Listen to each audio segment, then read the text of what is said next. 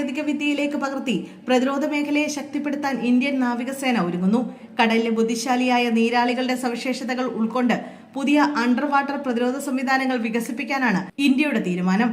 Biomimicry എന്ന ശാസ്ത്രശാഖയുടെ സഹായത്തോടെയാകും ഈ പരീക്ഷണം.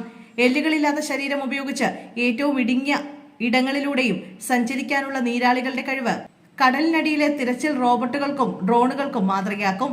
ശരീരത്തിന്റെ നിറവും ഘടനയും പരിസ്ഥിതിക്കനുസരിച്ച് മാറ്റാനുള്ള നീരാളികളുടെ കഴിവ് ഉപയോഗപ്പെടുത്തി ശത്രുക്കളുടെ കണ്ണിൽപ്പെടാത്ത സ്റ്റെൽത്ത് ഡ്രോണുകൾ നിർമ്മിക്കും.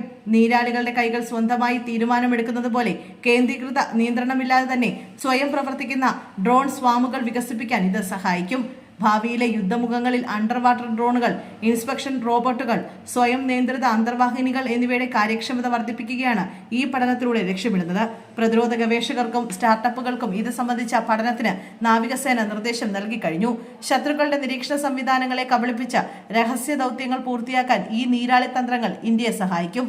മറ്റ് ജീവജാലങ്ങളിൽ നിന്ന് വ്യത്യസ്തമായി നീരാളികളുടെ ബഹുഭൂരിപക്ഷം നാഡീകോശങ്ങളും തലച്ചോറിലല്ല മറിച്ച് അതിന്റെ കൈകളിലാണ് വിന്യാസപ്പെട്ടിരിക്കുന്നത്.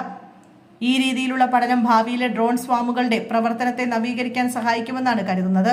കേന്ദ്രീകൃതമായ ഒരു സംവിധാനത്തിന് കീഴിലല്ലാതെ ഓരോ സിസ്റ്റവും സാഹചര്യങ്ങൾക്കനുസരിച്ച് സ്വയം തീരുമാനങ്ങളെടുത്ത് സങ്കീർണമായ ദൗത്യങ്ങൾ നിർവഹിക്കുന്ന അണ്ടർ വാട്ടർ ഡ്രോണുകളുടെ വികസനത്തിന് പഠനം സഹായിക്കും. കൂട്ടമായി പ്രവർത്തിക്കുമ്പോഴും ഓരോ ഡ്രോണുകളും സ്വതന്ത്രമായി തീരുമാനങ്ങൾ എടുക്കുകയും ആവശ്യമെങ്കിൽ സാഹചര്യങ്ങൾക്കനുസരിച്ച് പ്രവർത്തിക്കുകയും ചെയ്യുക എന്നതാണ് ലക്ഷ്യമിടുന്നത്. പരമ്പരാഗതമായ രൂപകൽപ്പനയിൽ നിന്ന് മാറി കൂടുതൽ കാര്യക്ഷമമായ അത്യാധുനിക അണ്ടർ വാട്ടർ പ്ലാറ്റ്ഫോമുകളുടെ വികസനത്തിന് നീരാളികളെ പറ്റിയുള്ള പഠനം സഹായിക്കുമെന്നാണ് പ്രതീക്ഷിക്കുന്നത്.